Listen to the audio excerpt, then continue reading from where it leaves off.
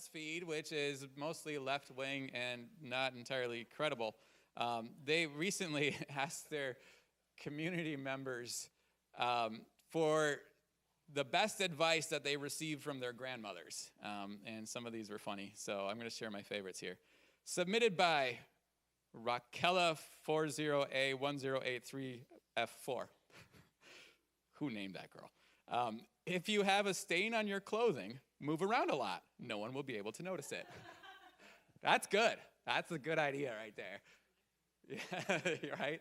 Then you never have to wash anything. Submitted by Caitlin Del Castillo. Never cheat in a poker game. They'll shoot you. Submitted by Charmin Michelle. Squeezably soft. Never let anyone mispronounce your name. That's so true, isn't it, Naomi? She's like, submitted by Anna 4BE55AE6D. When life gives you lemons, make lemonade and go hang out with someone whose life gave them vodka.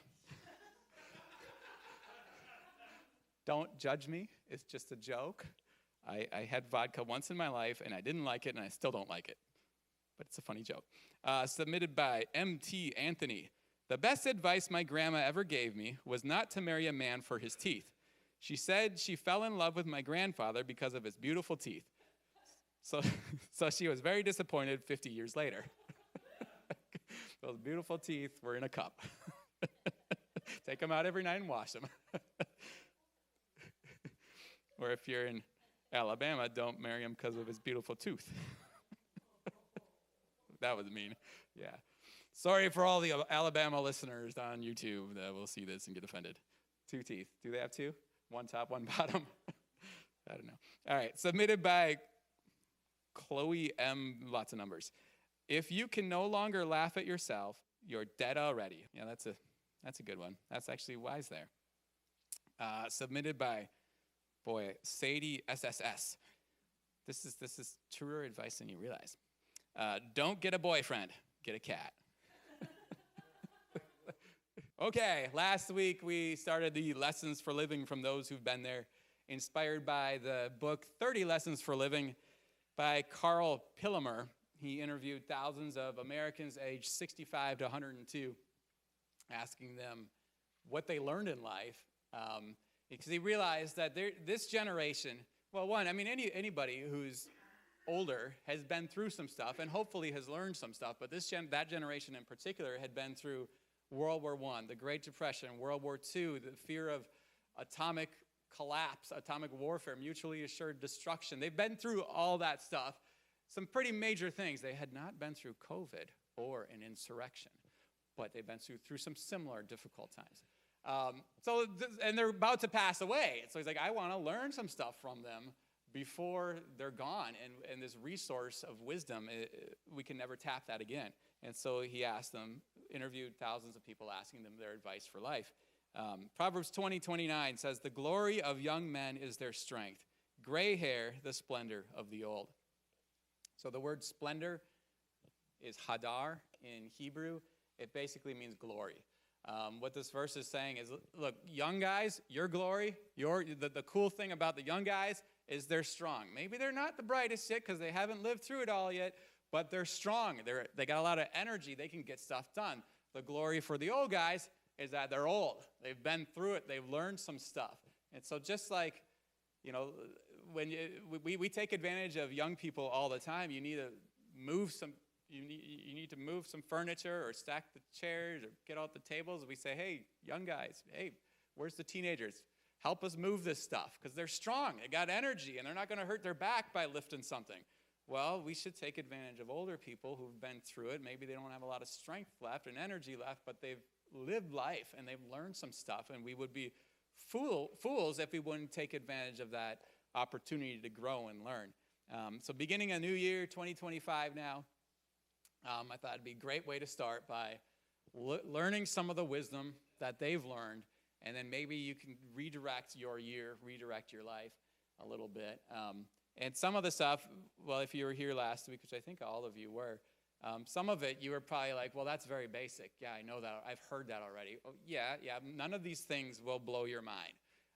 But it's all stuff that, to me, it's like, okay, some of those basic things are the things we need to do. A lot of times, the things that we've been told over and over and we've heard over and over, it's easy just to ignore that. But those are the things that make the most impact in your life. And especially coming from these guys that are 90, 100 years old, hearing them say it, it's like, all right, it really means something because they've been through it. They've tried all the other options, and they've realized this is the truth. Live it. So he has 30 lessons in his book. I'm only going to go through 18 of them. The other 12, whatever. No, the other 12 were good too. Just these were the 18 that impacted me the most. I had 19, but it just seemed weird to share 19 lessons. I'm like, I don't know. 18 sounds good. 20 sounds good. 19, I was like, that's weird. I can't do 19. So if you want to know the 19th one, we'll talk afterwards. I'll let you know what it is.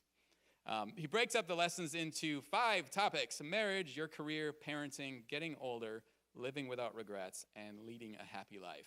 Just to quickly review what we talked about last time. Topic number 1, marriage. Lesson 1, friendship is as important as romantic love. Marry someone you actually would enjoy as a friend, someone you would like to hang out with. And then when you're married, be their friend. Do stuff together. Enjoy their company. Lesson 2, don't keep score. Marriage is not a contract where you agree with your spouse, hey, I'll do A, B, and C, you do D, E, F. And if you don't carry your part, I'm not doing my part. It's not a contractual agreement where you put in your part, they put in their part. Marriage is where you do everything you can and they do everything they can, and then the marriage works. One of the older guys talked about it, described it as a team of horses pulling a heavy wagon. And both of those horses, or all of those horses, depending on how many you have there, they're all pulling with all they have. And it's not necessarily divided out evenly. Everybody's pulling with everything they've got, and then it works. Then the wagon can move. Same thing with the marriage. You go into it saying, I'm giving it my all. And there might be some times where your spouse is sick, or your spouse is not feeling it. Your spouse is depressed and discouraged, and maybe they need you to carry a little bit more of the weight because they're going through something right now. Well, that's okay. You carry a little more weight, and maybe there's times where you're not able to do everything that you want to do. They carry that weight for you because you're pulling together, giving everything you can. Lesson 3, don't just commit to your spouse, commit to marriage itself. You don't leave room for divorce, barring extreme situations of abuse or things like that. If you want the marriage to work, you commit not just to your spouse that you love them and care for them, but you commit to the marriage as an institution where you say, we will make it work. All right, going on to the next topic. And I'm going to just breeze through all these review ones quick just to catch us up to speed. Topic 2, career. Lesson 4, choose a career for the intrinsic rewards, not the financial ones. Don't take a job you hate just because it pays well. Do something you love. It's way more important to find something that you enjoy doing, even if it doesn't pay as well. But a qualifier of that, all of the elders also said, don't be a starving artist just because you enjoy that and now you can't live. Find something that you can pay the bills with, but set that as your goal. I want to pay my bills, and if I got to live off a little less, that's okay, because I'm doing what I love. Don't set your standard, I'll do what I love, and if I got to live on the street in a tent, that's okay. No, you want to be able to pay the bills and survive. But do what you love. Don't just do a job because you get paid well for it. Lesson 5, be willing to take a risk to find a job you enjoy. I shared this quote last week, and I thought this summarized this point really well. If you don't take any risks, this was one of the older guys shared this, if you don't take any risks, you don't get any sweetness out of life. And the truth of the matter is that the sweetness of life comes with the risk. Not just with your career, but with all of your life. If you want to get the reward, you got to be willing to take a risk. Step out in faith. Lesson 6, make the most out of a bad job. If you can't get the job you want, love the job you're with. So if you're stuck in a bad job, you don't like it, and you're hoping to get out someday, but you can't get out right now, well, make the best of it. Be a blessing there. Serve in excellence. Serve with all your heart. Do all things as unto the Lord, it says in the scriptures. Learn all you can. Observe how people work, how your coworkers work. Observe the good bosses, the good managers, the bad managers, and learn and grow as you're there. And then when an opportunity comes to leave and you find a better job, well, take that. But you're leaving having done your best, having learned, having grown, and gained something out of a bad job.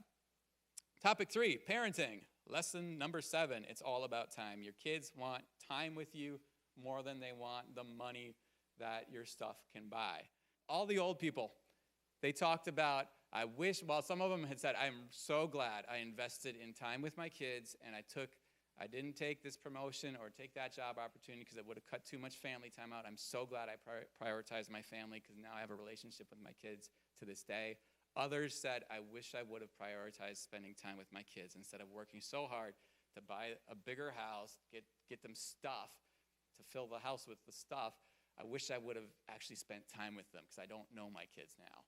You're not going to regret at the end of your life, you're not going to regret clocking in more at work. You are going to regret not spending time with your kids or not spending time with your friends and those that you've loved, other people. So invest in, if you don't have kids, invest in the people in your life would be the lesson there, not in getting more stuff. Lesson 8, take a lifelong view of relationships with children. The bulk of your relationship with your kids will be with them as adults. So invest in them now as kids, knowing that one day you're going to be in your 90s and your little baby girl is going to be in her 60s, and you still want to be friends with them. Topic 4, getting older. Lesson 9, being old is much better than you think. They all talked about that they thought getting old would be bad, and there's not like a day where like you're 78, now you're old. But, it's a transition. Jack said that Jesse's old already. He didn't say that about me because I'm 1 year younger than her. But they all said getting old was a lot better than they thought it was going to be. They talked about 2 main things, having a sense of peace and contentment in their lives that they didn't have earlier, and having a sense of adventure and the freedom to actually pursue new desires, new skills, new things that they couldn't do before because they were tied down to a job and raising kids and taking care of their family. But now they had time to actually pursue that stuff, and so they had a new sense of adventure come on them that they were not expecting. Lesson 10, act now like you will need your body for 100 years. Neglecting your body, your physical health now, will not lead you to a merciful end where you get to see Jesus sooner. What it'll do is it will cause it so you finish your life miserably with 20, 30 years of suffering, dementia, heart problems, being carted around in a wheelchair, hooked up to an oxygen tank because you can't breathe because you smoked your whole life. You will suffer in the end. And a lot of these guys, they talked about the worst part of it was, the spouses that had, people that had spouses that didn't take care of their health. They said the worst of it was me and the kids having to see them suffer for 20 or 30 years. And we knew if they just would have stopped smoking, if they just would have taken care of their health, got some exercise, stopped overeating, it all would have been better. So take care of your body now. Treat it like it's got to last for 100 years, because you might live 100 years. And you're either going to live 100 years with decent health, or you're going to live 100 years with 20 to 30 of that wishing you would die because you're going to be miserable, not able to live the life you want to live. So take care of your body now instead, so you don't have to go through that, and you don't put your loved ones through that, watching you hurt, slowly, painfully fade out. There are 5 little things that make a massive impact in your health that you can do now. Don't smoke. Don't drink too much alcohol. Get exercise. Don't overeat. And sleep 7 to 8 hours a night. If you take care of those things, those will make a dramatic impact on your long-term health. It's not that difficult, but you got to do it. So take care of your body now.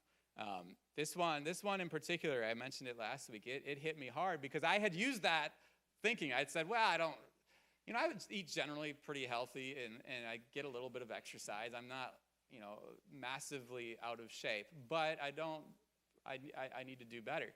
I don't get enough sleep. That's the big one for me. And I don't get enough exercise. But I've been thinking, well, that's okay. I'll just die early and see Jesus. And then I win. Ha ha. I got my candy bars and I get to see Jesus. But that's not what really happens. You don't get to just mercifully escape and see Jesus sooner. You fade out in misery and you cause problems for everybody else around you. So don't do that to those you love. Okay, that's the review. Moving on to new stuff. Topic 5, living without regrets. And this is some of the stuff that I really liked. One 76-year-old said this: remember, you only get one chance to go through this life. Don't ruin it for yourself by doing something foolish. What you do now, you will always remember. You'll always feel either joy or regret about it happening. That is so true. There's stuff that I remember doing as a little kid. I remember when I was 5 years old, stomping on my friend Josh's rubber ant, and I knew it hurt him, and I carried that with me until I got saved at like 20 years old. And I remember going through deliverance, and that came up, and I don't remember how it came. Oh, I had to forgive him because he said something bad to me, and then I stomped on his ant and broke his ant. And it came up, like, 15 years later going through deliverance, and I was still carrying it. And I still think about it to this day. I'm like, man, I really shouldn't have done that to Josh. You're going to remember stuff. You're going to remember the foolish things you did. You're going to remember the dumb things you did. You're going to remember the hurtful things, the things that you caused to hurt other people. You're going to carry that with you. And now there is forgiveness for you. And like, I don't carry this weight, this guilt of like, oh, I wish I never would have done that. No, Jesus forgave me. The guilt, I don't carry that guilt anymore. But I do remember it, and I do wish I would have been a better friend to Josh. And that's one of the last times that we saw each other was when I destroyed his little toy ant. So don't do dumb stuff that you're going to regret when you're in your 90s, because you don't just forget it. Yeah, Jesus forgives you, and he can take the guilt away. If you confess your sin to him, he can take the guilt away. And the devil will keep trying to torment you with that stuff, but you got to just keep telling him, no, I repented, Jesus forgave me, leave me alone. But don't give him more ammunition than he already has. You know, you have an amazing opportunity to take his weapons away from him by not doing stupid stuff that you're going to regret and that he can use against you. So live for Jesus with all your heart now so you don't have regrets later on. So in this chapter, the author asked them, what are concrete things that younger people can do now to avoid regrets in later life?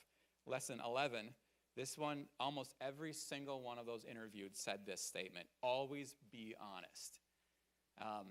And what they meant by that is not just always tell the truth, but they meant always be sincere. Always walk in integrity. Do what's right no matter what. Yes, tell the truth, but also just be true.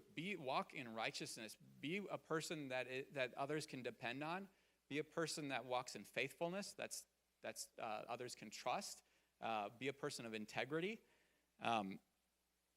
Many of them shared heartbreaking stories of cheating on their spouses or lying to their bosses or cheating customers, and they carried that with them decades later. They're in their 90s, and they're talking about, when I was in my 40s, I cheated on my wife, and it ruined our relationship. It destroyed our marriage, and I've never recovered from that.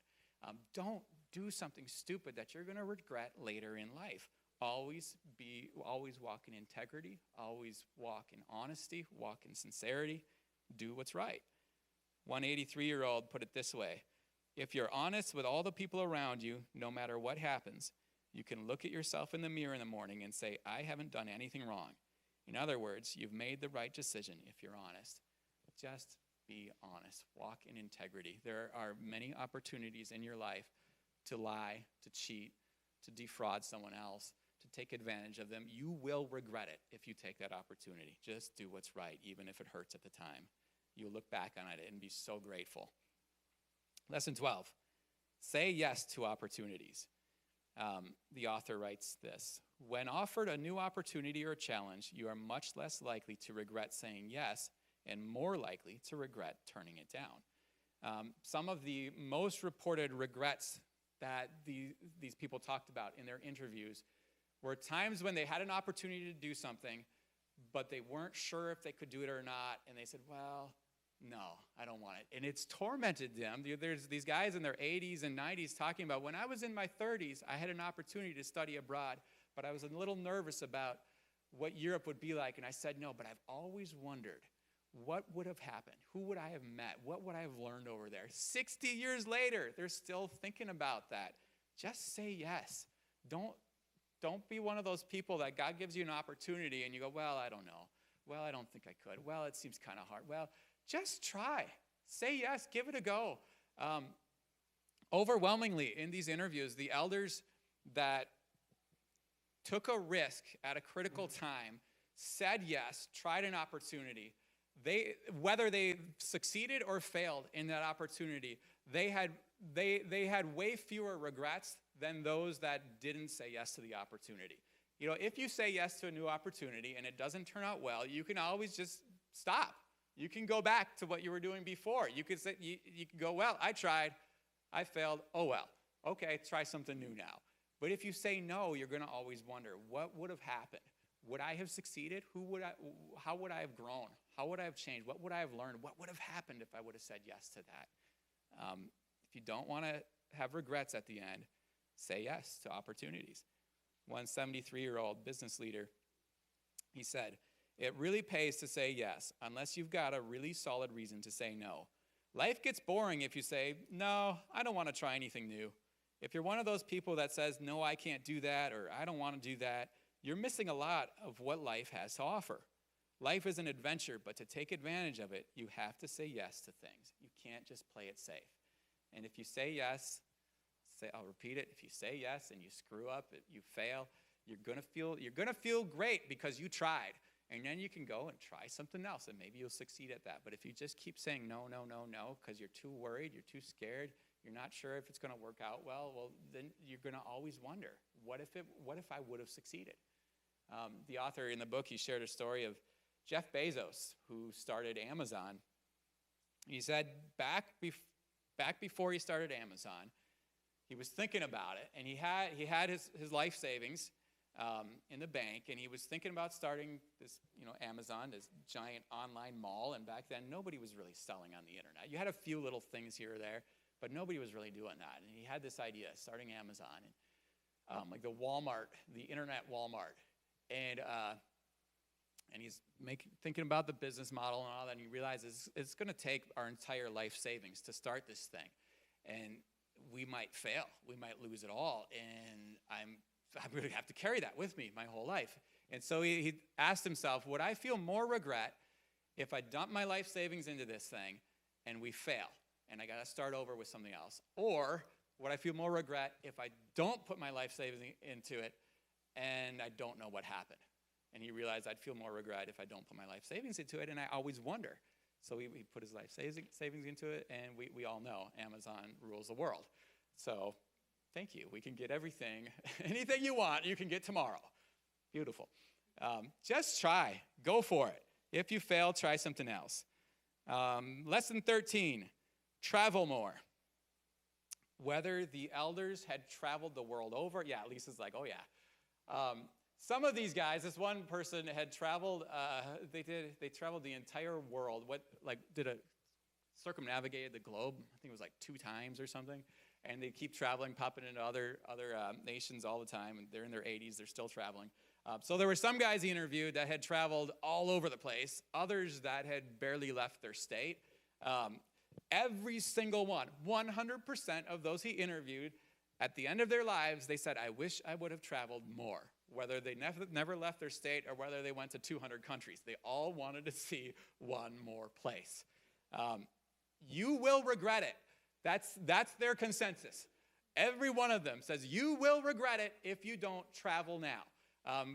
You might be hearing this and you might be like, no, I like Wisconsin. I like Oconomowoc. I never want to leave my county. It's beautiful here. Why would you leave? You have cheese and beer. There's no reason to leave. Everything's perfect. I get it. The cheese and beer are great here. But you will regret it later in most likely, you will regret it later in your life if you don't travel, if you don't see the world.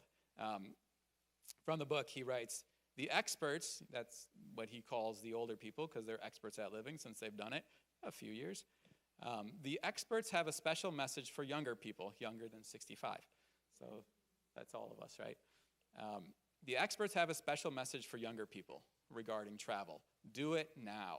Some of the most regretful elders are those who put off travel until it was too late. So here's a clear opportunity to avoid a future regret. Travel while you have the time and the physical ability, and while you can have your favorite travel companion by your side. Most people look back on their travel adventures, big and small, as highlights of their lives and regret not having traveled more. You know, I can recount so many people, you know, as a church, we've organized mission trips. Some, you know, places like New Orleans or for disaster cleanup, or some international mission trips. And I can remember so many people that I've tried to get to come on a mission trip, to go, or on like a road trip or a backpacking trip or something, or Boundary Waters, and they go, well, you know, I really like Wisconsin. I had one guy tell me, there's no reason to ever leave Wisconsin. I don't know why you're so excited about other places. This is the most beautiful place in the world. But there seems to be this mentality in small town Wisconsin of, I don't know, why leave? Everything's great here. There's nothing to see out there. You will change. Your perspective of the world will change. Just get outside of your state, it's going to change. But if you can get outside of the nation, go to a different country, your perspective of people, your perspective of God is going to drastically change. Your understanding of how the world works will drastically change. Even just like being a tourist, go to Tijuana and stay in the resort. You're going to change because you're going to see things from a little different perspective. Even better if you can get with the regular people. But even that, though, just going to a different country will change you. You will grow. You'll mature. You'll love God in a deeper way. You'll understand and appreciate the blessings that He's given you in a way bigger way. Go to Africa, and you will appreciate air conditioning and hot water so much. Coming back from mission trips in Africa, oh my gosh, that first hot shower, it's like, oh, this is amazing. I love it. Flat roads. You know, our potholes here, there's some roads that are pretty potholed, but just go to a third world nation, and these potholes won't bother you as much anymore. Yeah. What's that? Sorry? Indoor plumbing. Yeah. Oh my gosh, yeah, it's a huge blessing. Yep. Yeah, Turkish toilets. Okay, what do we got here? One 78-year-old woman, I love this. She goes, travel is so important. And they emphasize, look, they understand, you know, in some of the interviews, he would ask them, well, what do you say to the people that are young, they've got a bunch of young kids, and they're just strapped for money? What do you say to them? And they emphasize, look, spend your money on travel, not on stuff. The benefits you will get, the long-term benefits you will get in yourself personally and in your family and the relationship you have with your wife or your spouse and your kids will be immeasurable from traveling versus just buying a bigger TV, getting a nicer car. Those are short-term benefits, and they don't pay off as much as the benefits you get from traveling. So they emphasize over and over again, if you're going to sacrifice money somewhere, don't sacrifice the travel money. You need that. This is not biblical, but it is wisdom from those who've been there and done it, and how to live without regrets. So this one 78-year-old woman, I love it. She writes here, travel is so important. I still travel, even though I'm prone to falling now. I fell in Russia. I fell in Italy. She goes on, a friend wants me to go to Germany. Well, I'm willing to fall in Germany if it's necessary. I love that. And I get it. Cramming yourself into one of those little chairs in an airplane is miserable, and they don't feed you enough. I get airsick sometimes from airplanes. I hate turbulence. I get real claustrophobic being stuck in that airplane, but I want to see the world, and I want to change. I want to grow. I want my perspective of God and His people to expand. I want to know Him better, so I'm willing to do that. Travel, see the world. Otherwise, you will have regrets at the end, because one day you're going to be too old and too sick probably to be able to travel, and you'll go, you know, it would have been nice to see the Rockies, but now you can't. Lesson 14, say it now. It now. Nobody else said it now? Come on. Say it now. Many elders expressed regrets for not talking to those they loved. I was going to say not talking to them until it was too late. Well, not talking to them, and then it was too late. A lot of people talked about, I never told my husband I loved him. I rarely told my wife how much she meant to me, and she was the only one I loved. And now she's dead, and I can't say anything to her. Say it now. Tell those you love how you feel about them now. And the other side, too, some shared about a big regret they had was they had rivalries with people, conflicts with them, and they never resolved it. And then when they finally were like, you know what, I got to heal this relationship, they went to go find them, and they were dead. Say it now. Do it now. Tell the people you love how you feel about them now. Don't wait till they're dead, because then they can't hear it. They're not going to be they're either Christians and they're watching Jesus and they're worshiping Jesus in heaven. They're not watching their funeral and hearing you go up there and give a eulogy. They're not going to hear it. Tell them now how you feel about them and restore relationships now. It's not worth having, a 20-year rivalry with someone and being bitter with them. Resolve it now. Heal that relationship now. Otherwise, someday it's going to be too late and you're going to regret it.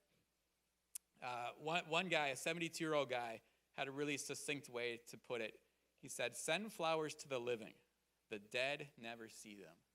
Send flowers to the living. The dead never see them." Proverbs 3:28 says, "Do not say to your neighbor, 'Come back tomorrow and I'll give it to you,' when you already have it with you." If your neighbor comes to you for help, comes to you for something, and you've got it with you, help them now. Don't tell them, I'll get it to you tomorrow. Do it now. If God has put something on your heart to do it now. If you have someone in your life that you care about, tell them how you feel now. One day it's going to be too late. If there's a relationship that needs to be restored, restore it now. Don't wait until it's too late. Proverbs 27, verse 1, "Do not boast about tomorrow, for you do not know what a day may bring."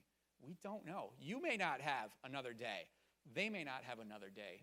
Do it now. Say it now. All right, topic 6. This is the last topic, I think. Yes. Topic 6, leading a happy life. So in this chapter, he asked the question, what can we do to lead the happiest life possible, according to America's elders? Lesson 15, time is of the essence. This lesson also impacted me a lot. He writes here, "Sometimes people who have something very important to say, something that they know deep down in their bones is true, find it difficult or impossible to get anyone to pay attention. Typically, this happens at some point with teenagers. You try to convince them of a fact that you know from your life experience, an apparently simple point, such as that studying harder just might lead to better grades." Ooh. "And most of us haven't encountered the smug look or the rolling eyes that convey, 'Yeah, right, but I know better.' It's one step away from putting fingers in their ears and singing, 'I'm not listening.'"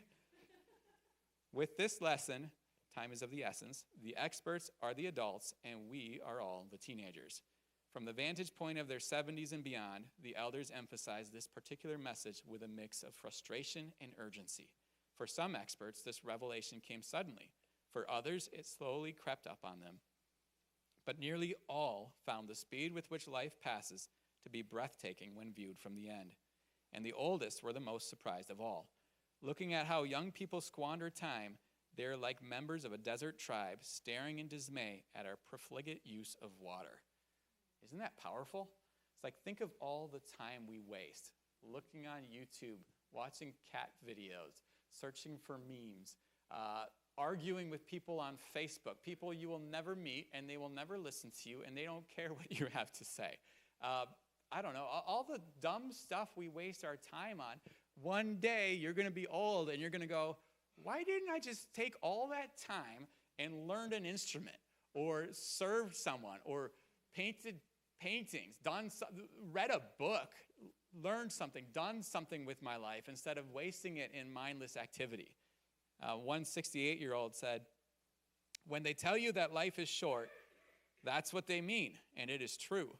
68 years have gone by very, very fast, and it seems like yesterday that I graduated from high school, and that was 50 years ago.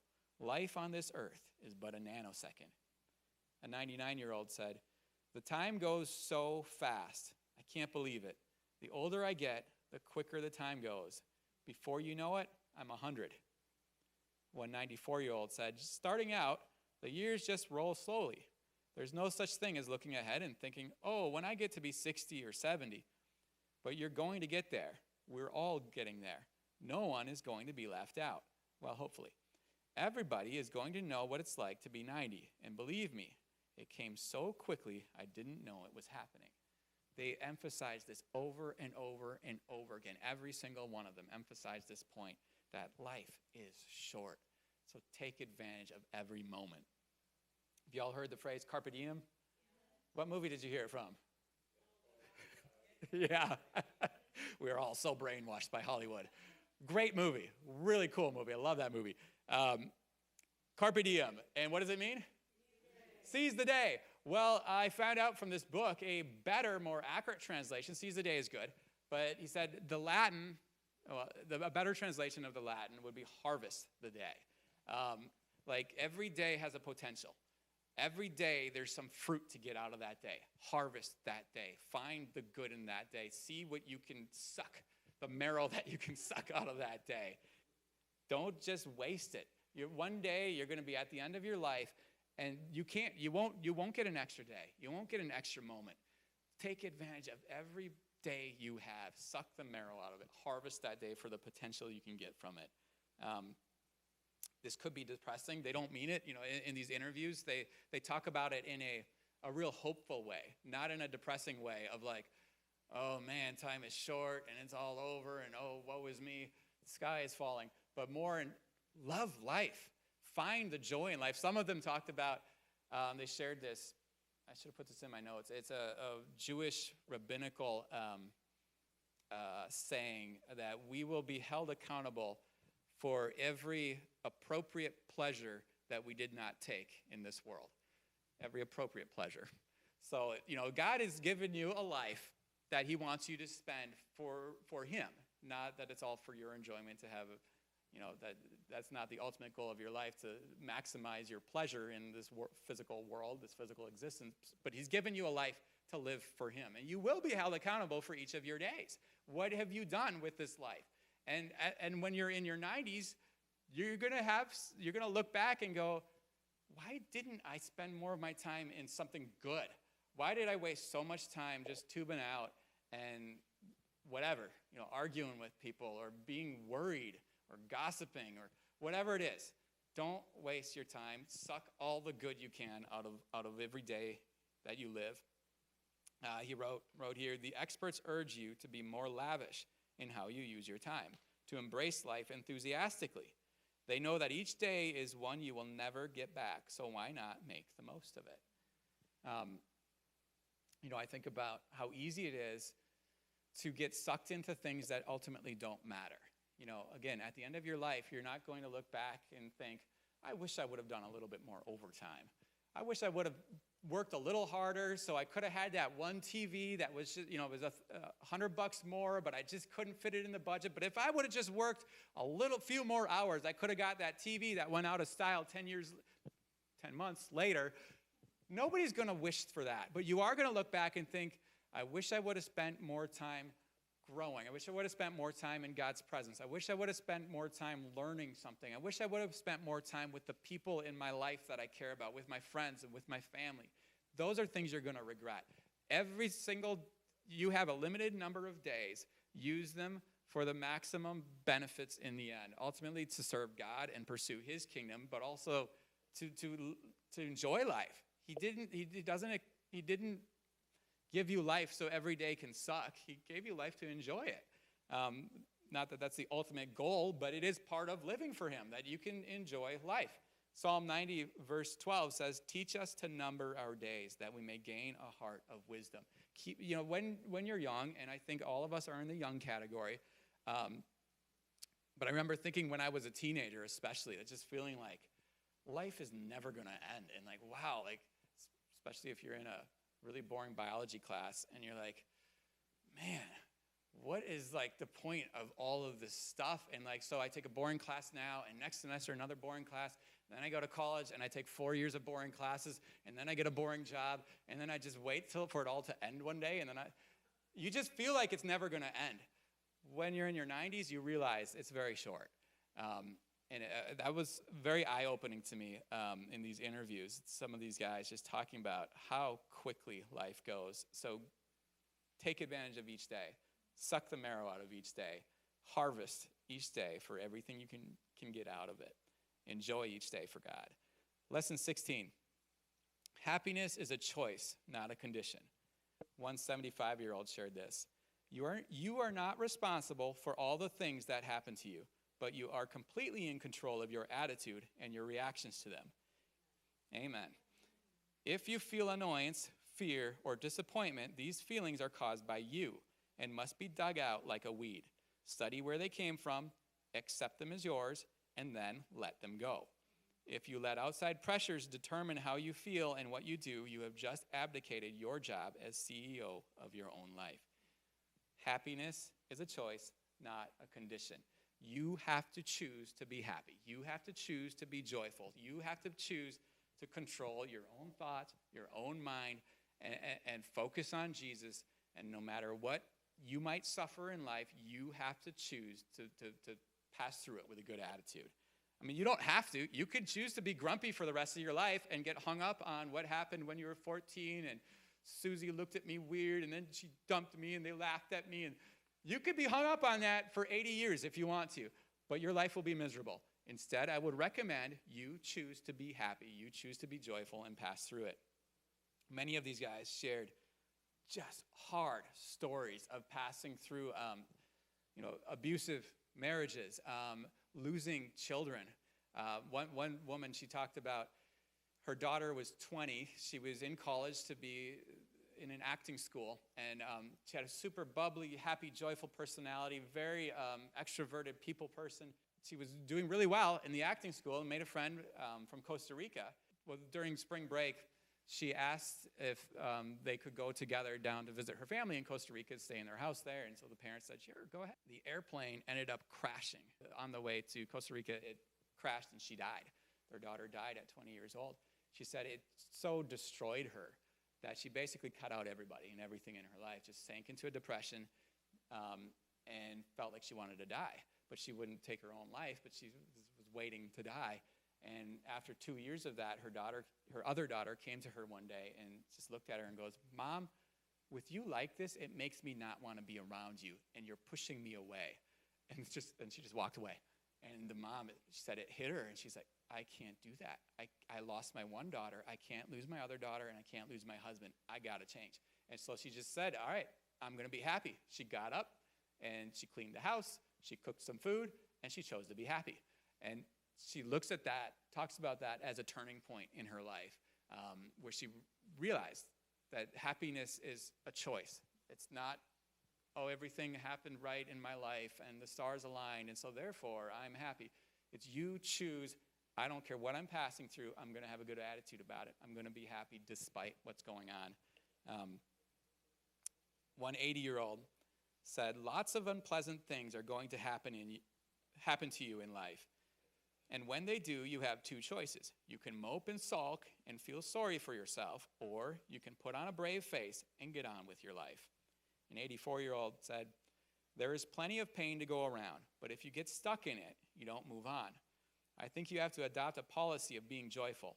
I don't think that joy and happiness just come at you. You make them. This one 67-year-old, she shared a story of when she was in her 40s, she suffered a stroke, like out of nowhere. She was paralyzed for, I think it was 18 months. Yeah, 18 months she was paralyzed and in the hospital. She went completely blind, and then she went through some physical therapy, and now she's able to move around. She's still blind. Physical therapy doesn't help with that. And the left side of her body is still numb, and now her right hand is having some problems as well, but she's able to get up and move around and function. She's 67 now. She says, the first thing I had to do was decide not to feel sorry for myself. If I hadn't done that, I'd be sitting around having pity parties. You know what happens in a pity party? Satan brings chips. I like that. I realized that I was just so glad to be alive. There was a time when I couldn't even get out of bed by myself. I get up so early now, around 5 a.m., because I'm just so happy that I can get up on my own. You have to do what you have to do, because that's the way I was raised. Don't drag your behind. Get up and do what you have to do. Do it. Get it out of the way. My mom used to say, get up. You can't get nothing done lying in the bed. That's what I did. I eventually got up and made a life.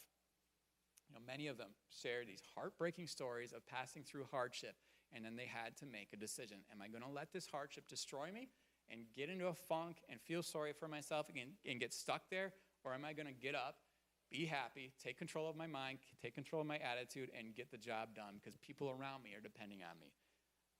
So don't get stuck. You are in charge of your attitude. Choose to be happy. Lesson 17. Time spent worrying is time wasted.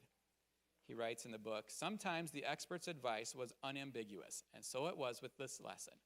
Over and over, as they reflected on their lives, I heard versions of, I would have spent less time worrying, and I regret that I worried so much about everything.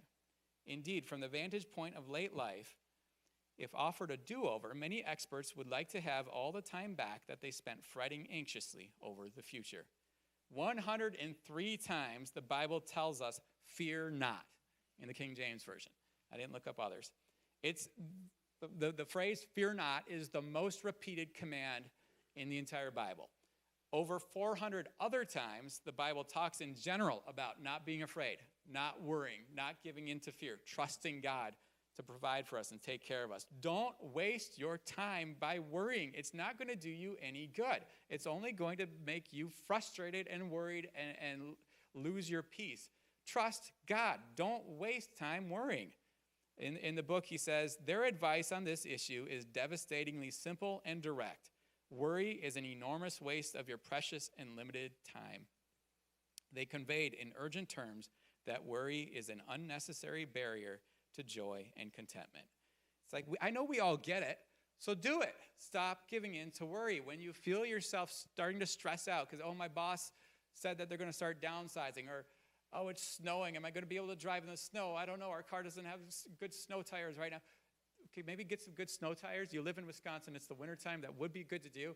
But don't worry about it. Just change it if you can. If you can't change it, trust God. Worry is not going to help you. I know we get it. I know we know it. Well, practice it. Do it. Stop giving in to fear and worry. It's not going to change. It's not going to make anything better. It's going to make you stressed and going to make your health worse, but it's not going to solve anything. One 83-year-old said, don't believe that worrying will solve or help anything. It won't. So stop it. Now, what if you're worried about being buried alive in a box? Stop it. Stop it.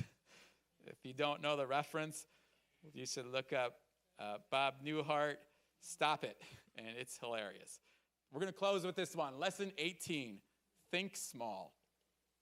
He writes in the book, younger people from the elder's vantage point are often obsessed with future plans and involved in such a hectic lifestyle that they cannot attend to the joyful aspects of the present moment.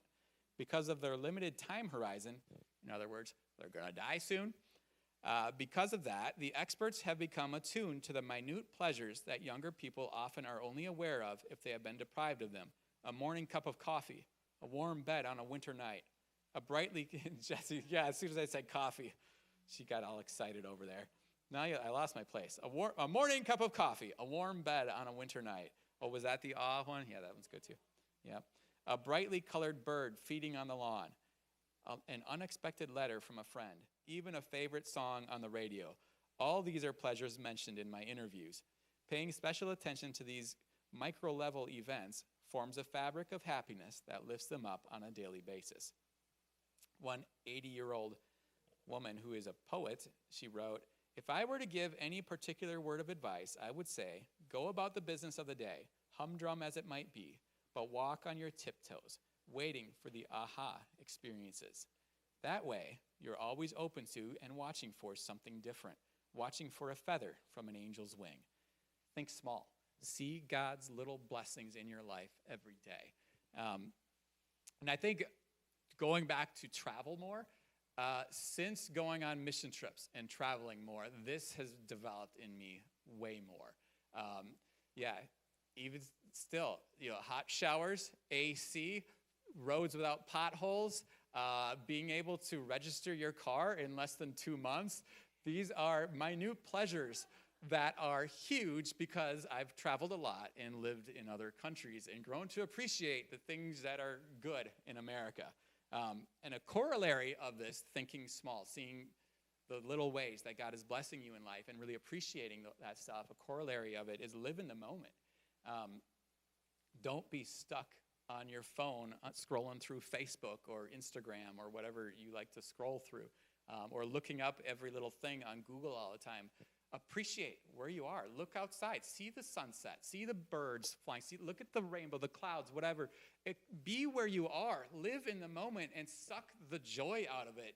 God has given us life. And so many times we get wrapped up in worry, fear, or just stuck in trying to work to survive, or Facebook and YouTube and all these dumb things.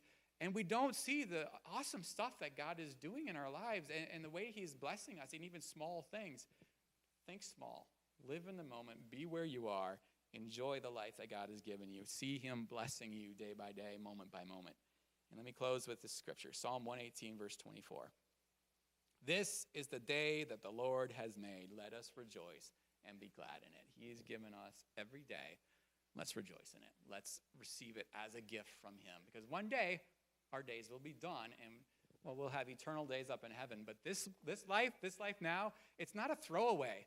Yeah, it's preparation for the next world. And yeah, eternal life, we'll really be living that.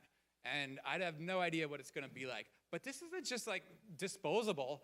It's not that God doesn't care about this life. He gave us this life now to use for him, to be blessed by it, to enjoy it, and to use it for him and his kingdom and his glory. So don't just throw it away, but suck the marrow out of each day. Enjoy each day to its max.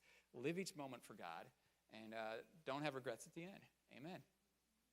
Lord, I want to thank you for these lessons for living, and thank you for the wisdom of these men and women that have lived a lot longer than us. And that book was written in the early 2000s, I think, and so most of them are probably gone by now, if not all of them.